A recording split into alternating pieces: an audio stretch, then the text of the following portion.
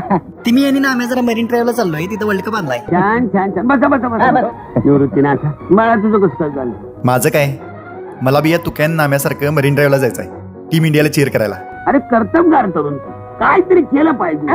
मनात आहे नुसतं, खरं आई नाही म्हणती. आई म्हणती मॅच जशी टीव्हीवर बघितलीस तसं सेलिब्रेशन पण टीव्हीवरच बघ. अरे माझ्या बोळसट नाथ, आईच्या आणि भावाच्या पंखाखाली किती दिस राहणार? पर्याय नाही ना, तिनं मला तिचं सिरियल सोडून वर्ल्ड कप बघायला दिला, त्यामुळे मला तिचं एवढं तरी ऐकायलाच पाहिजे. इलाज नाही त्याला. अरे इलाज का नाही? त्यासाठी अंगामध्ये धमक पाहिजे. हो सांग तुझ्या आईला, टाका माझी वाटणी म्हणा.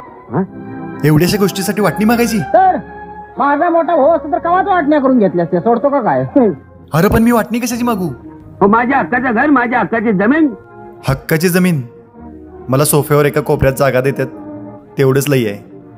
नाही नाही, मला नाही जमायचं, आणि आईला बी नाही पटणार. त्याने आईला पटायचं होय? तसं त्याला काय जमीन आहे, मनात आणलं तर काय वाटेल ते करून दाखवला निवृत्ती.